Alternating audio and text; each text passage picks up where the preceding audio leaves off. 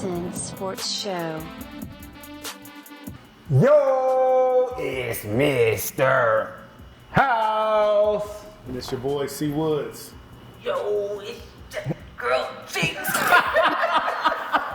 Wow. That's really how you getting down. Okay. Intro. And this is R2 Cents. What's up, y'all? What's good, man? Cheeks, I ain't fucking with you, man. That was wild. So we need. We have a very, very, very special guest rocking with us again, man, for a second episode, Mr. Estevan Johnson, man. Thank you. Man, I appreciate y'all. Y'all make me feel like I'm somebody. Say, I am somebody. Somebody. Oh, man. There it is, man. Cheeks, how are you living? I am good. Woods, how you living? Blessed, man. Yeah? You gonna speak up this time? Yes. Or you gonna be a mumble man again? I'm very happy to be here. Esteban, how you living, brother? Man, I'm good. I can't complain. Something might really go wrong. There it is, man.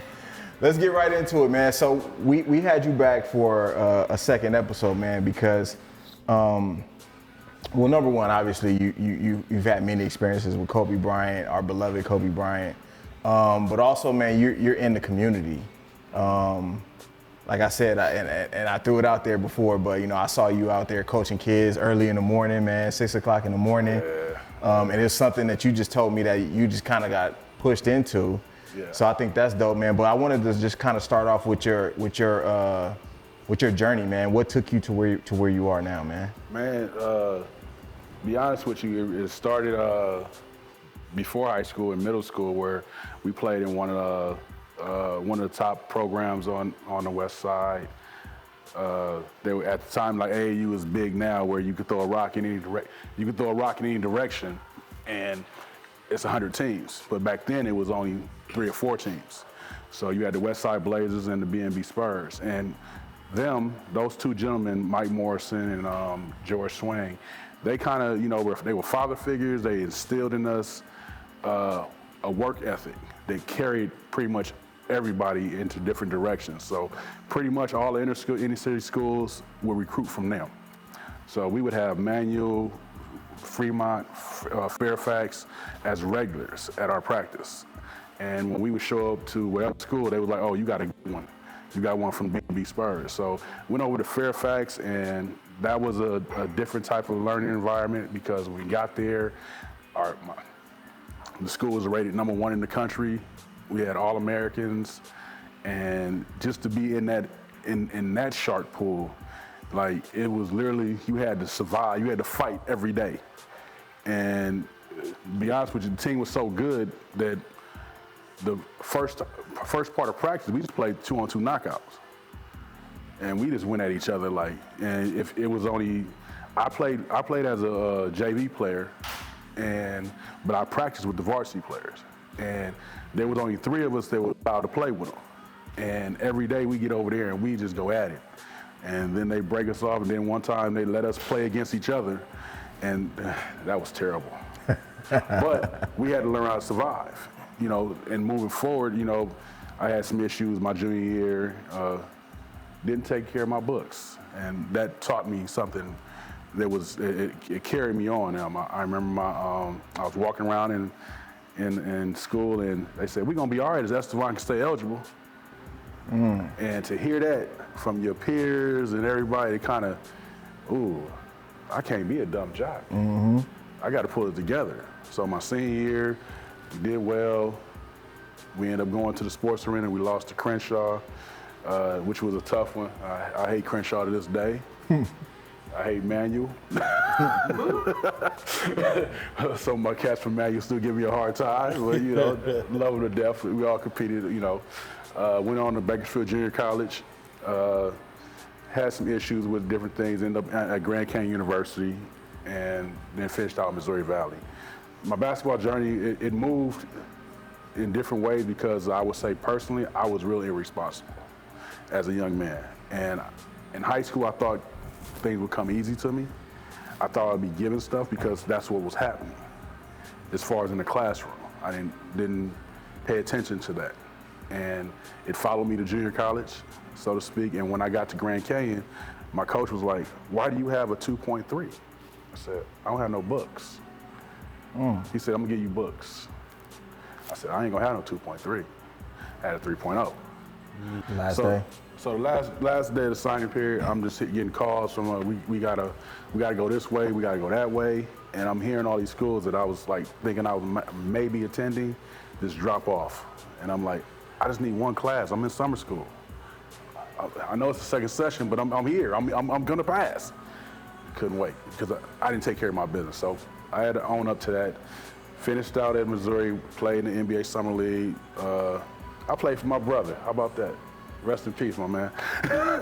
And that was I look back at it now, that was definitely a special moment for me. But, things didn't happen, and I found my way into barbering, and next thing you know, I'm cutting celebrities and cutting basketball players and working with Nike, and it just took me on a completely different journey.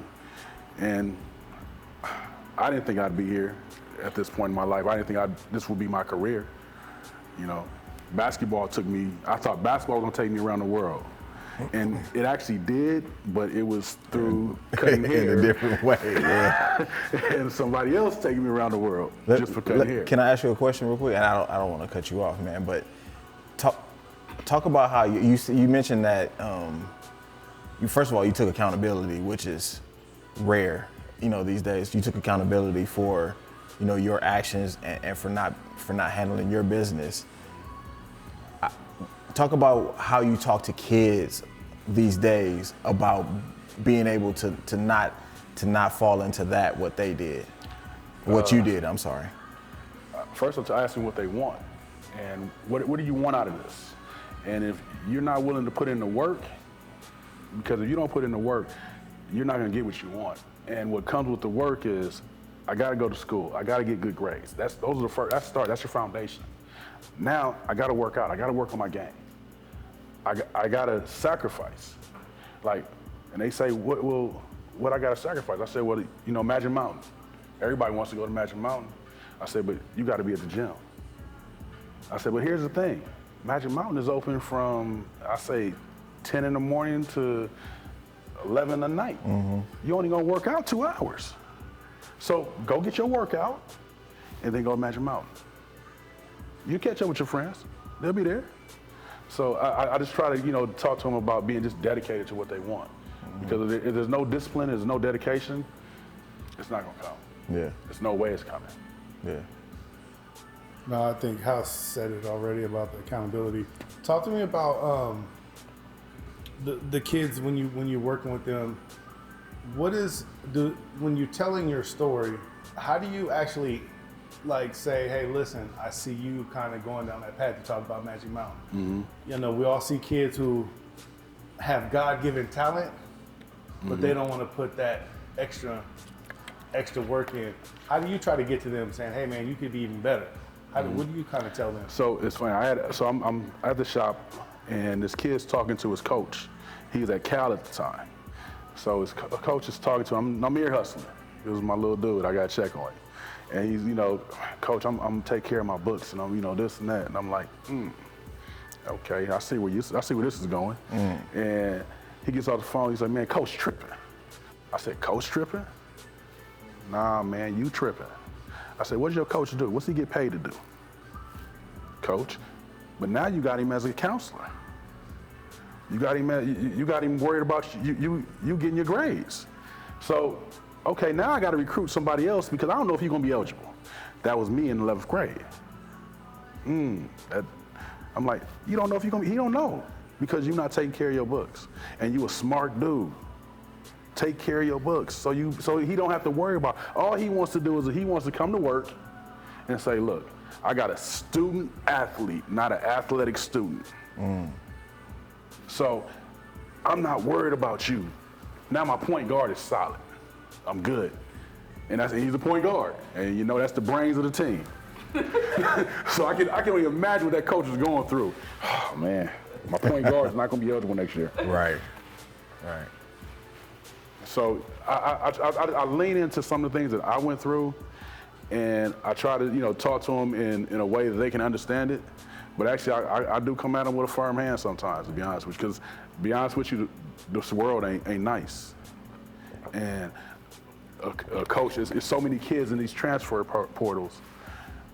Freshman year, then they transfer. Why? Because everybody's been sucking up to them. Everybody's been giving them what they want. And nobody's been giving them the hard truth. And one thing being around Kobe is that he always said you got to ask hard questions. And sometimes people may not like you asking those hard questions. But you got to ask those hard questions. You got to tell the truth. If not, then they're going to come back to you and holler at you about how you wasn't real to me. Right. And that's what you're going to never say about me. I'm going to always be 100 with you. You may not like what I'm saying. And that's cool. I'm cool with that. But now let's deal with what I said. I think it's dope that you use your experiences to teach people in that way.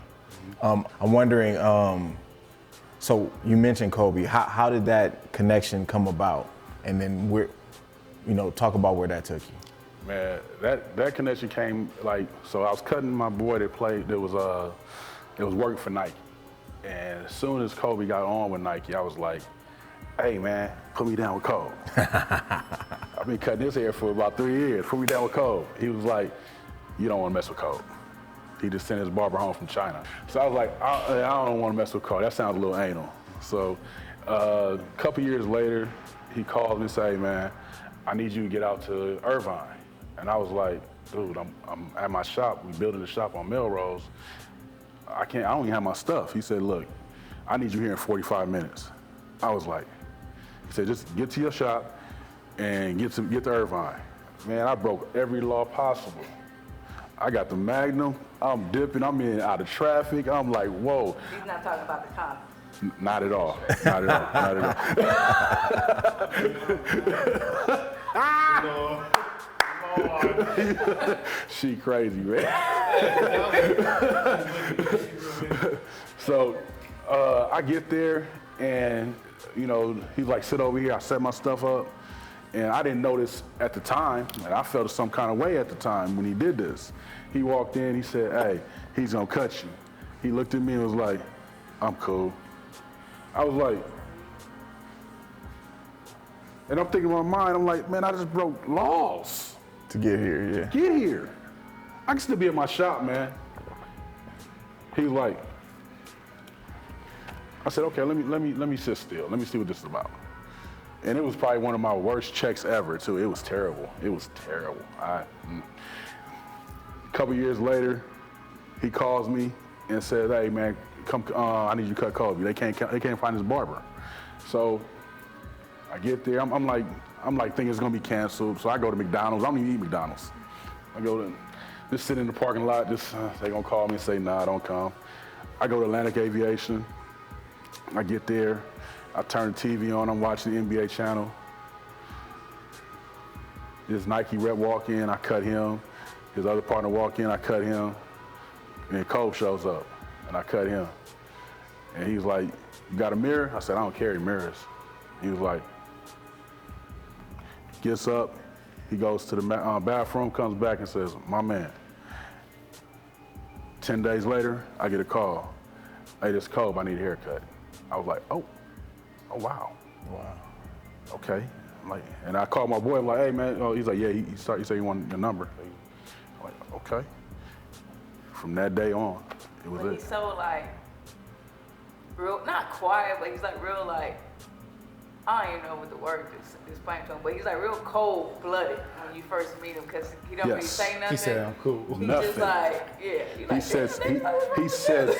He says nothing. He looks like I'm looking at you, but I'm really looking at dude right there. And I just looked over there.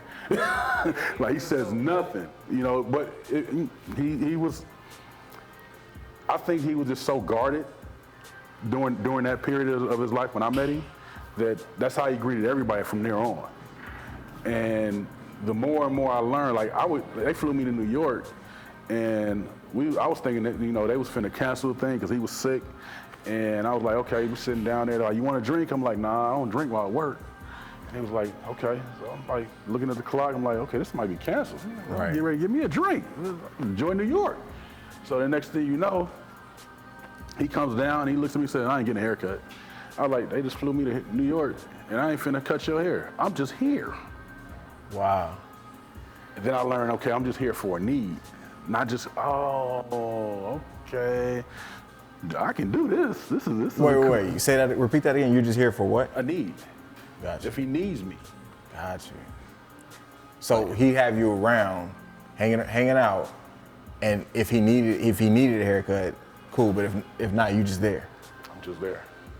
And sometimes they would just book me so they can get haircuts. Wow. Like they didn't care about him getting a haircut. It was like, yeah, just make sure Estevan there. I'm like, I can live with that too. Right. Check is the same. So talk about all the places you went with him, man. So I went to China twice. I went to New York.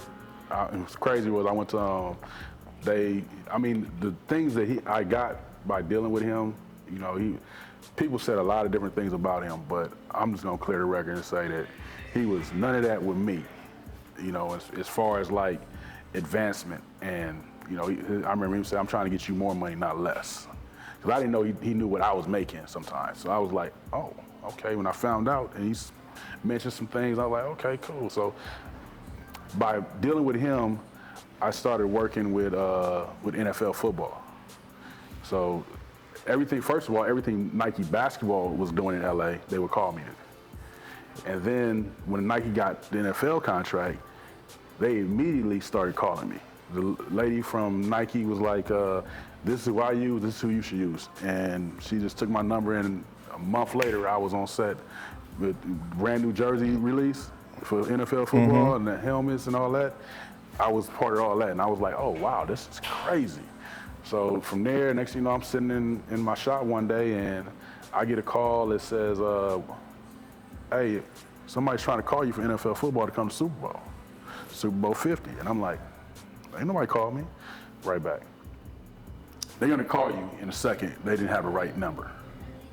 I get a call that says, yeah, we want you to come and work 3 days out here. So I go work Super Bowl 50. So all this is through call.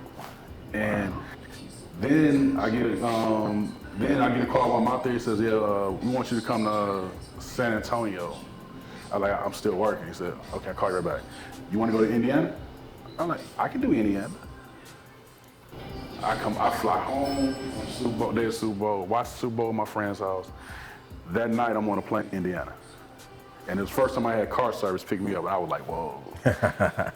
I feel like I'm somebody. So then he took me to Hawaii, and that was a crazy phone call. That was a Friday morning where I look at my phone, it's like, he needs a haircut. Cool. We want to fly you to Hawaii now. I'm like, okay, hold on, let me call you right back. Let me call everybody on my calendar. I'm not gonna be here. Damn. So he flies me out there. I hang out there 4 days, and that was an incredible experience. And then the Olympics, not the Olympics, but the World Games. I went to the World Games with him. He was an ambassador, and that was our last trips really to China. Went early, and then we went back again, and I got to see a lot of different things. Just being around, it was amazing, man. You have a special story that nobody knows about him? Ooh. A good one. Ooh. Special story that nobody knows about him. Oh man. I'm trying to think of one that just nobody. I know you got him, man. Come on. I do, but I'm trying to, you know. It's okay, nobody's listening. No, it ain't gonna come to me. I'm the little guy. I think, to be honest with you, the special story I have with him was, and I know y'all probably looking for something else, but to me it was, I flew out to New Orleans. And I told him, I said, look, I want to bring my family to the game. Because he had already sent a video to my grandmother, which was that was an incredible thing. Like, wished her happy birthday. It was her 96th birthday. So took a picture. His daughter took a picture, Gigi. And it's like, that's when like you smiling real tough on this one. He's like, yeah, little mama taking a picture. I was like, So I do have a story. So then we get there, and the assistant calls me and says, he don't have no tickets for you. I'm like, how the hell he got me out here when he ain't got no tickets? So I go cut him, and he's like, I'm like, what's up with the tickets, man? And he's like, what you mean? He said, man, somebody messed with my stuff. Calls security over. He says, take his name and number down. How many tickets you need? I said, I need 4. 4. Give him passes back after the game. Yeah, so he had hurt his shoulder, and we watching the game. Like I said, my cousins are having a good time, and they go backstage, behind with the family and everything. And we sitting there, and they getting pictures and autographs, and I'm thinking, okay, he hurt his shoulder. He ain't coming out. It's later and later. I'm seeing the players get on the bus, and I'm like, ah.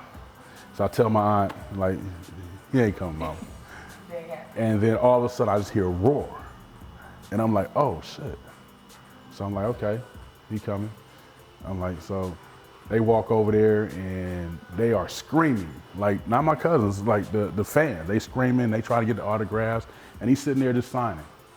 And I had tried to holler at Swaggy P earlier, and I was like Robinson Park, and he looked up, and everybody was like, Swaggy P, Swaggy P. So he's signing autographs and just doing this.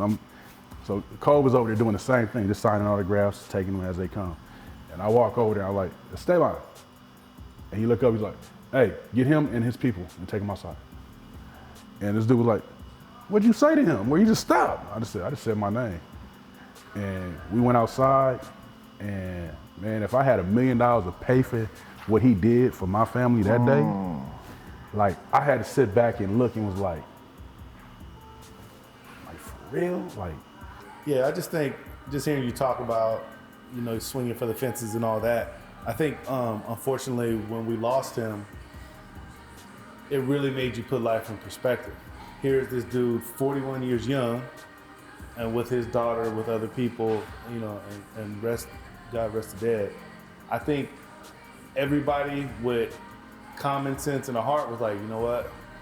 It's go time for whatever it is you're trying to do, including myself and Corey. We kind of got some other stuff going on too, and it was just a wake up call. Like, you're not promised tomorrow. no. So what the hell you sitting back holding on to something for? And so that's when, I kind of was like, okay, I need to go after whatever it is I'm doing, and not just with this podcast, but investing and business wise. You know what I mean? And being proud to have a daughter. Because girl dad was rocking, we still rocking too. Oh man. You know what I mean? No. And it's crazy that effect that he had of people, even his haters were like, damn, Man. gotta love him though. You know what I mean? Man. So it's crazy hearing you talk about that, because I think he put every man in that mindset of, okay, we gotta go get it, because here this dude had it all, Everything. and just, Lord called your number, man. You don't know. You ain't even promised tomorrow. We might, Lord forbid something happen now, but it's like, hearing you say that, it's like, right. That's right. Hearing you say that was just a testament to how he was, you know what I mean? And never taking nothing for granted. Nah. 3 days without touching the ball, that's bananas. Man, I couldn't believe he told me that. I was like, man, you serious? Like, yeah. Like, his mentality was so different, and we all know that. And it's different, and what's so crazy, it's good to see some of these young kids grab a hold to it. D-Book, Tatum, Giannis, kids that he's worked with, and he used to be excited about working with them. And just to see the how they go out there and how they go about their business, I'm like, yeah. And I used to always talk to him about doing stuff, helping, what you gonna do with the next generation, what you gonna do, and I never thought he would actually do it. And it was probably already in his mind, he don't do nothing he don't want to do. So I'm not gonna say I put that bug in his back, but next thing you know, he was out there working with him, man, and it was phenomenal to see how these kids go about it, and how they gravitate to his skill set. D-Book in the mid-range, just a straight assassin. Giannis, I remember he would tell me, like, I can go work you out, but what's that do? It's the mindset. Like, everybody does the same drills. Throw the ball out, spin it here, jab, shot, fade, okay? But okay, now let's talk about how you gonna do it. How you gonna make this happen? And of course, he showed some players some different shit that I saw, but it was like it was just funny to see how he looked at the game and how he maneuvered everything around it. And just like LeBron, just like Magic, just like Larry Bird, they see 5 plays in advance. They see it unfold. The game is moving so slow for them, to the point where it's almost like you're running at full speed and it looks to him like it's a crawl. Well, brother, man, we appreciate you sharing that with us, man. That was a lot. That was a lot to digest, and I know I appreciated every minute of it, man. Because, you know, for me, it meant a lot to me. You know what I'm saying? Kobe meant a lot to me, and I just appreciate you sharing that, man. Yeah, I appreciate you having me here. I mean, as I started talking, like, be crazy, the thing that's crazy is I kind of suppressed a lot of things. Yeah. You kind of like, you know, and then somebody jars a memory. Yeah. And it's like, oh, wow. Yeah, that's why I say it's another story. It's another story, you know, but sometimes it's great to talk about him. Yeah. And sometimes it's awful to talk about him. Yeah. Because at 41, you know, and then all the others that was along with him, you know, passing, it's awful. I had somebody the other day, you know, they had a shirt on. They was like, oh, you know what happened to him? I'm like, I care not to talk about it. Right. This was 2 days ago. I care not to talk about it. Oh, it was awful. Just give me my food so I can go. I don't even want to come back in here no more. No. Like, The fact that everybody's about to see a different side of Kobe. whew. That was the biggest part that business side. everybody really liked about him. Whew. Like, nobody really saw him like that when he was playing, but Man. he went to a whole different Kobe Bryant after he Man. retired. He won a Oscar. Oscar. Yeah. But that's bananas, man. Like the Mamba Academy is still up. They're still up and running, right? No, they're about to. I think they're about to start doing something. Yeah. I don't know the He details had- on that, but He they're about has to. so much other stuff going. Yeah. But I mean, he had just to touch on what she was saying, like the dude was to the point where I remember us at the Mamba facility, and matter of fact, I want to say like maybe 3 weeks before, and like he's walking back to go talk to the girls, and this kid hollers, Kobe, Kobe, and he's like, can we get a picture? And I'm saying like, I'm looking, I'm like, this ought to be interesting. Let me see how he responds to this. Because, like, them dudes got to walk. There's almost like a sprint. Because they're so used to media, you know, covering around them. So if he was walking down that corridor, like, he would be down to that end in about 2 seconds. So he's got that walk going. I see the walk. I'm like, this ought to be interesting.